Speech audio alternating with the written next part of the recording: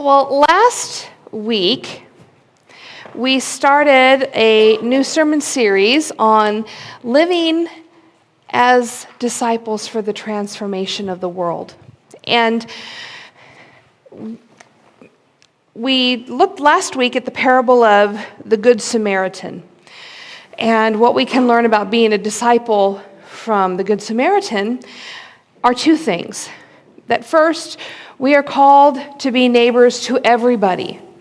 When the lawyer asks Jesus, "Who is my neighbor?"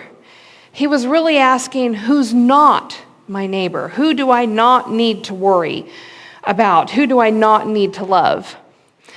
And Jesus told him, essentially, everybody is your neighbor. There's not anyone that you should not love. There's not anyone that you should not help. The other thing we learned about being a disciple from the Good Samaritan is that being a disciple requires sacrifice. The Good Samaritan, in stopping to help the man who was beaten and left for dead on the side of the road, gave up time. He gave up money. He gave up his comfort by allowing the beaten man to ride on his animal while the Good Samaritan walked. He gave up part of his future when he said he would come back to the inn and check to see how this man was doing. And so a disciple also sacrifices, and that's something that we aren't necessarily accustomed to doing in today's age. Brief synopsis of last week, because I know with the snow, several people couldn't make it. But you kind of need that information so you can receive today's sermon, where we're talking about, if you didn't figure out from the kids, the story of Mary and Martha. So, pop quiz time, but I'm taking it with you.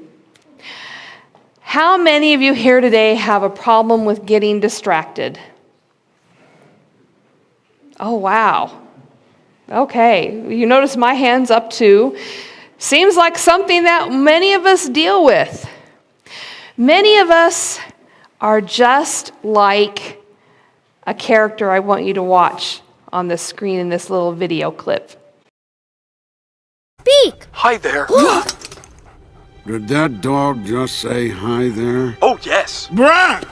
My name is Doug. I have just met you, and I love you. My master made me this collar. He is a good and smart master, and he made me this collar so that I may talk. Squirrel! My master made me this collar so I could squirrel. Doug obviously has a little problem with distraction as well. Squirrels, or at least something representing a squirrel, can be problematic for me. I can't tell you how many times that I've started to complete a task and it takes me 2 or maybe even 3 times longer than it should because I end up doing several additional things along the way. Are you with me here on this? And then after a while, it's like, wait a minute.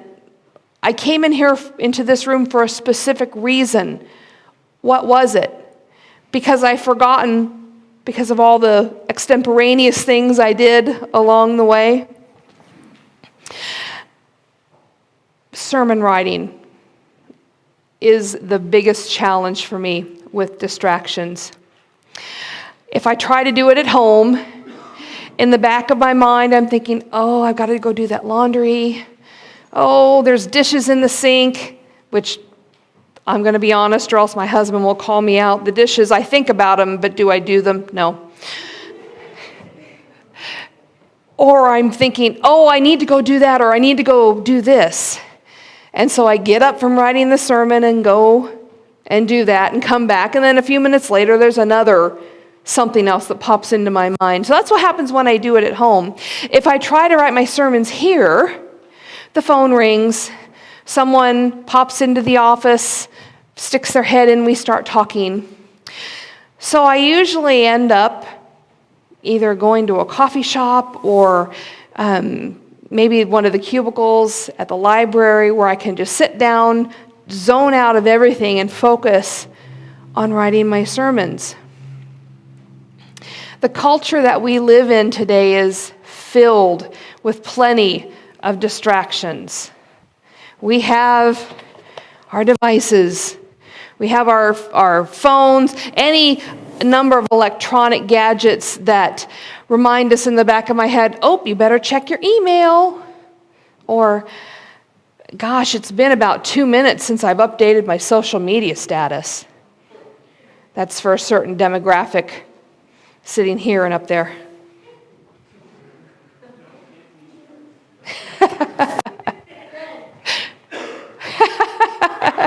They're updating their social media status. Oh my goodness. But it's easy for us to blame everything on electronics. But the fact of the matter is, people have been distracted for ages before we had all of these electronic devices. The way that we become distracted now is different from the way that it used to be. But the one thing that hasn't changed is the amount of self-discipline it takes to not allow ourselves to become distracted. Now, there are lots of reasons that we can be distracted. For some, it's because there is so much on their plate that it's easy to forget all of the things that are actually sitting on that plate waiting for us to do until we're reminded of it. For others, the tasks that they need to accomplish aren't necessarily something that they want to do. And so they look for distractions to avoid doing what they need to. And then, of course, there's always those that just have a hard time concentrating on one thing at a time. Well, today, we're going to look at the story of Mary and Martha that's found in Luke. And it's a story about distraction. Chances are you have maybe heard this story before about the sisters Mary and Martha, but like last week, we're going to look at it from a different point of view. The story of Mary and Martha is found in Luke chapter 10, starting with verse 38. Now, as they went on their way, this is Jesus, entered a certain village where a woman named Martha welcomed him into her home. She had a sister named Mary who sat at the Lord's feet and listened to what he was saying. But Martha was distracted by her many tasks. So she came to him and asked, "Lord, do you not care that my sister has left me to do all the work by myself? Tell her then to help me." But the Lord answered her, "Martha, Martha, you are worried and distracted about many things. There is need of only one thing. Mary has chosen the better part, which will not be taken away from her." So oftentimes when we hear this story or we study this story, the conclusion that we come to is this: Mary is the good sister because she sat at Jesus' feet and listened to what he was teaching, and Martha is the bad sister because instead of listening to Jesus, she was in the kitchen cleaning up and pouting that Mary wasn't helping her. And so the lesson that we come away with is, don't be like Martha, be like Mary. So all of us Marthas out there are left with feelings of guilt when all we're trying to do is make sure that everyone is taken care of and that the kitchen is clean. Now let's work with that theory for a minute, because there is a lot of validity to this argument. Think of everything that Martha missed out on while she was in the kitchen. The teaching that Jesus offered at that Jesus offered at that particular time. The missed opportunity that Martha had failed to take advantage of to be at the feet of Christ. Did the meal need to be prepared and the kitchen need to be cleaned up? Absolutely. Of course it did. I think the issue that Jesus is bringing up with Martha when he tells her that Mary chose better, that Mary made the better decision, was that Martha needed to spend time with Jesus, not for his sake, but for hers. Jesus didn't need to be doted on to boost his morale or his ego. He wanted Martha to sit down and learn from him for her sake, not for his. Christ wants the same thing for us. He wants us to sit at his feet and learn from him while not being distracted about the dirty dishes in the kitchen or whatever it is that we allow ourselves to be distracted with. He wants us to spend time on our relationship with him every day, on a daily basis. Take a moment and just think of someone that you love and care for a lot. It could be a spouse, it could be a child, it could be a family member, it could be a good friend. How much time do you spend with that person? Do you spend time with them daily? How strong would a marriage be if a couple only spent a few minutes of time here and there talking, listening, developing their relationship? Chances are that relationship would not be very strong. So why would our relationship with God be any different? If we're only spending a couple of minutes with him every day, which is better than nothing, don't get me wrong. But if we're only spending a small amount of time with Christ daily, or the only time we spend even thinking about God is at this time on Sunday morning, our relationship with God is not as full as it could be. You get into something, you get out of something that what you put into it. If you want a stronger relationship with God, you have to spend the time developing it. True disciples of Christ find that time to spend. Now, let me rephrase that a little bit. Disciples find quality time to spend with God. Not just an afterthought, not just one of those breath prayers, Lord, keep me from killing my kid. I said that one a lot, especially about my son. That's better than nothing.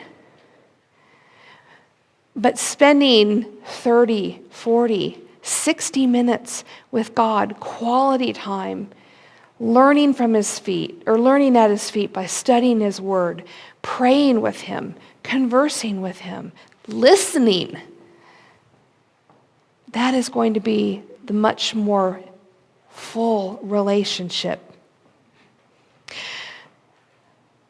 John Wesley, the founder of the Methodist tradition, woke early every morning. He woke up at 4 a.m. in order to spend 2 hours in prayer and meditation. That meant he was in bed by 10 every night. Now, I'm not saying that's what everybody here needs to be doing. Although if you want to make that your goal, great. Just please keep in mind at 4 a.m. I'm still snoozing. Don't call. What I am saying, though, is that we might need to adjust our daily routines in order to find that quality time. So what does that look like? It looks like a dedicated time of intentionality. Maybe you need to put it on your daily calendar. But it's a time of intentionally putting everything away, all distractions, anything that might creep into our mind, and spending quality time with God. All you are focusing on is God. The hard part about that, though, is those mental distractions that enter in. You know, we can turn the TV off, we can put the phone, turn it off, or put it on vibrate, put it in a different room. We can be in a room where there's no dirty laundry piled up or there's no dirty dishes in the sink. We can control all of those physical things. But the minute that we sit down and try to spend time with God, there is an enemy out there that will shoot a thought into your mind. It's those mental distractions that we have to train ourselves not to allow. It's called a spiritual discipline for a reason. We have to, in other words, using the words of Professor Severus Snape, discipline your mind. I got my Harry Potter fans up here. You must discipline your mind. There are lots of tools out there to help us do this, and you don't have to try and do it all by yourself. There are devotional books and magazines. We have the Upper Room devotionals out here at the welcome table. You can take them for free. You can get daily devotions through your email if you can resist the temptation to look at every other email as you're trying to find your daily devotion. If this is a new practice for you, start small. Start with just a few minutes and grow from there. And I guarantee the more you learn about God, the more that you'll want to learn. The more you learn, the more you want to learn. And the more time you'll spend with God. You'll find that those few minutes have expanded. And then, just like anything else you enjoy doing, the time will seem to fly by.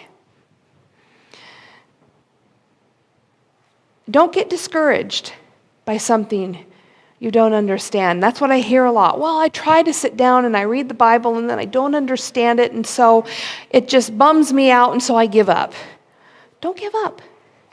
Find someone that you can ask. My email, my phone number are on the bulletin insert each week. Call me, email me, just not at 4 a.m., please. I will get back to you, I promise, unless, of course, I'm in the middle of my devotion time. But let's flip the story of Mary and Martha over and look at it from another angle. It involves a more critical look and a little bit of Greek. What was Martha so upset about? This is one that you can respond to. Why was Martha so upset in this story? She was trying to do it all by herself, and Mary wasn't helping. Imagine that. Two siblings having a squabble about household chores.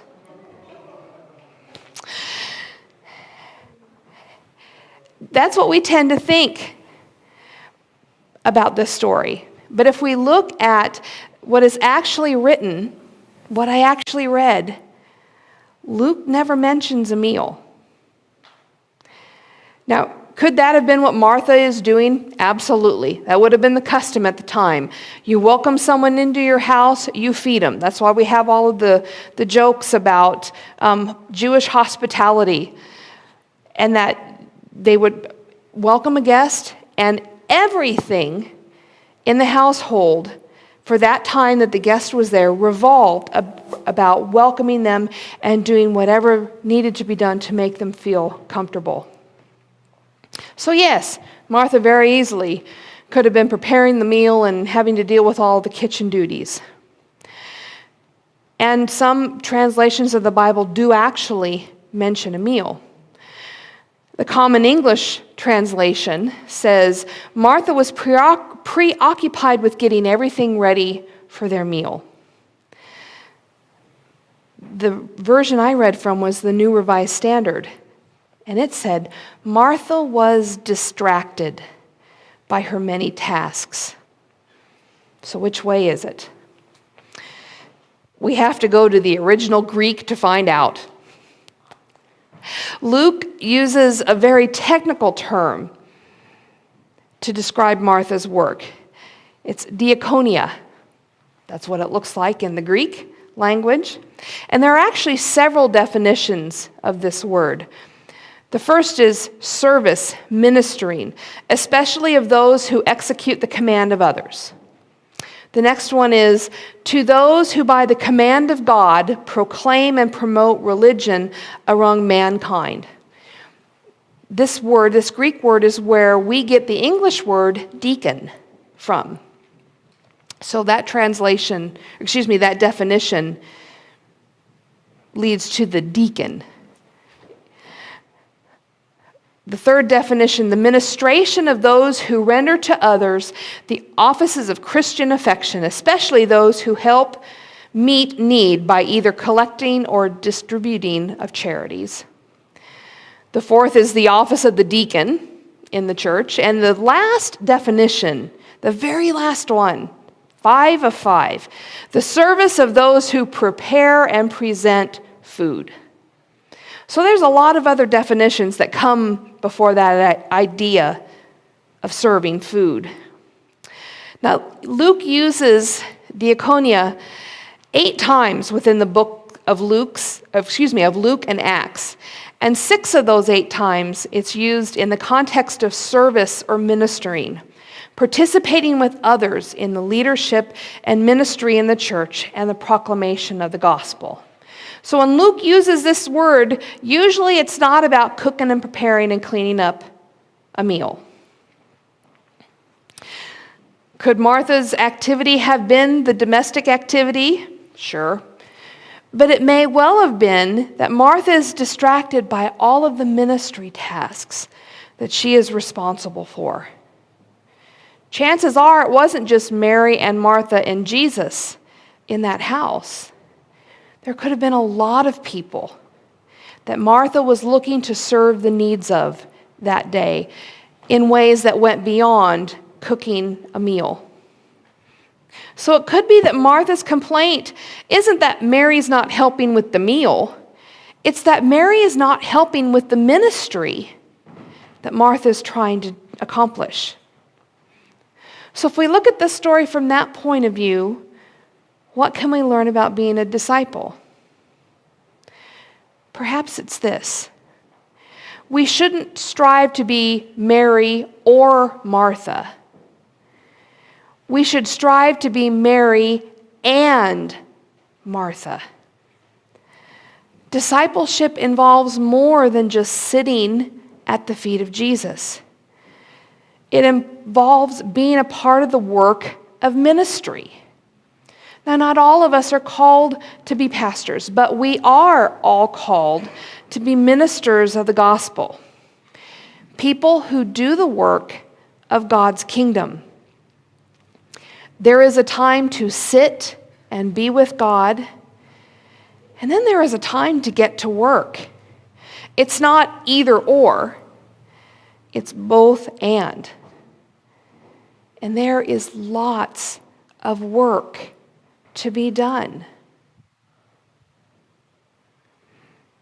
So how is your discipleship in this area? How much time are you spending at the feet of Jesus? And how much time are you spending in service to God?